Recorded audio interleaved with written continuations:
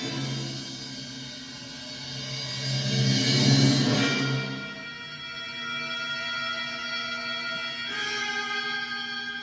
friends.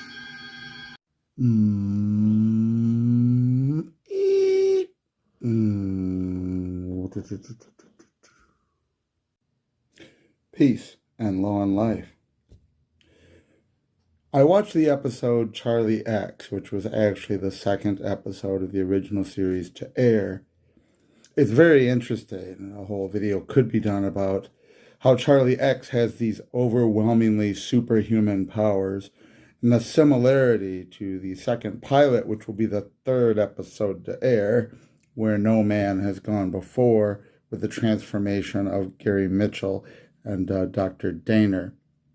But Charlie, if you know the story, is an adolescent boy. I think they say he's 17. He has these phenomenal powers that he picked up from an alien race. He had been part of a crashed expedition as a little boy. He was raised in this inhuman environment, and he has no idea how to function in human society, especially as relates to females, as we see with Yeoman Rand. I don't like the episode Charlie X. If I had to pick a least favorite episode of the original series, it's Charlie X. Not because there's anything wrong with it, not because it's bad, but because in a lot of ways, well, it's too good. Robert Walker Jr. does a phenomenal job of playing the namesake character, Charlie X. And yeah, there was a break in the video because I had to go look it up. I was blanking on his name. He does such an amazing job of acting the part of this alien-raised, inhuman boy filled with all the anxieties of other teenage boys because of biology, but having no idea how to deal with it.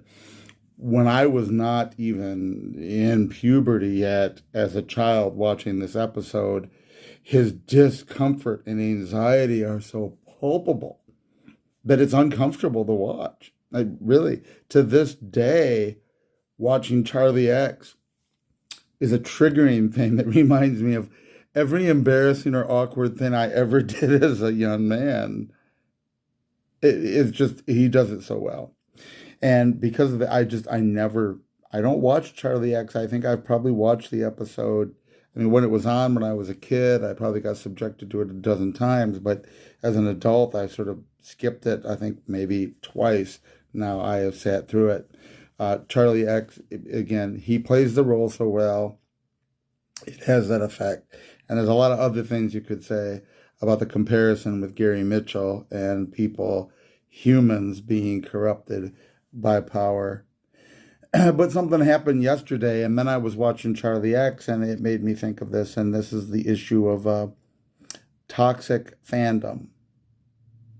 There's been a lot of discussion for several years now, thanks to the internet, about toxic fandom, about people that just show up to bash the newest incarnations of their shows.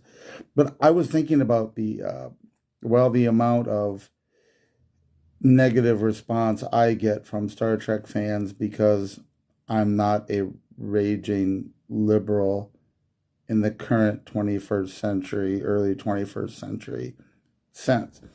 And in fact, like John Frakes and Kate Mulgrew and a whole bunch of the Trek actors are doing this whole bit in Georgia called Trek the Election or Treklection, or where they are literally openly campaigning for political candidates. And of course, if you don't like that, if you don't agree, then you were never really a Star Trek fan and you're a horrible, hateful person who never understood the ideology of Gene Roddenberry.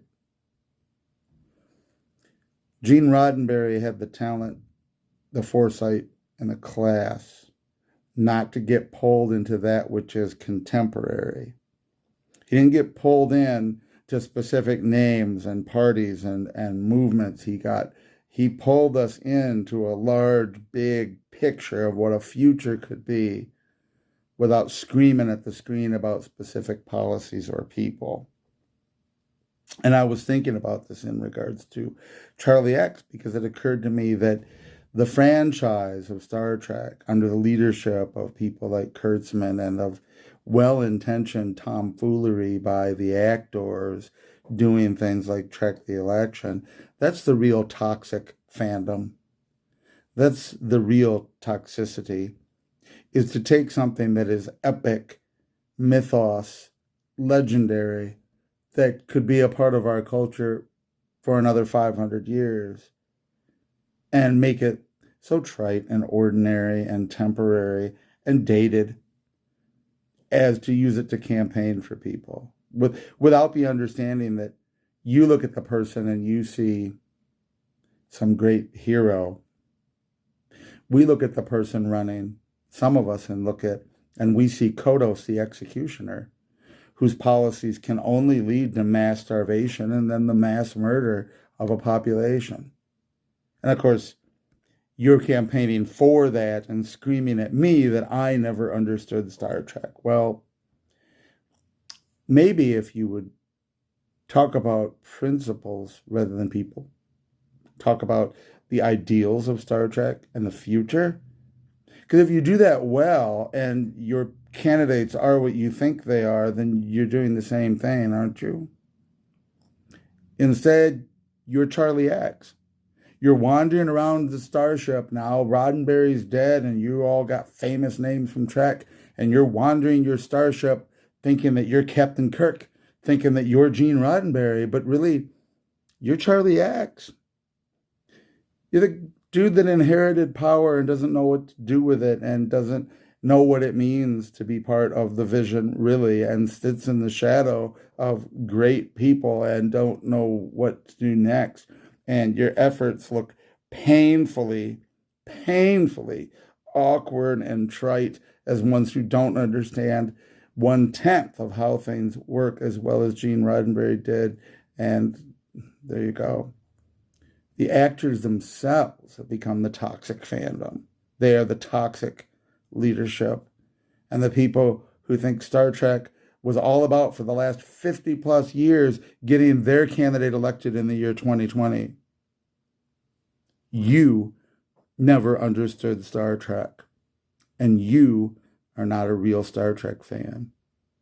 Or maybe we could just stop turning it into a political party where we say shit like that to begin with. Maybe we could actually treat it as the legend and mythos, the guiding principles that it was supposed to be. And then we could all be real Star Trek fans again. Imagine that. Peace and long life.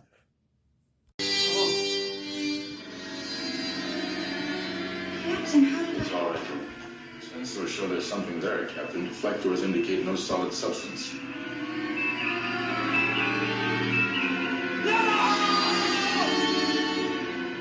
Oh, please. Don't let them take me.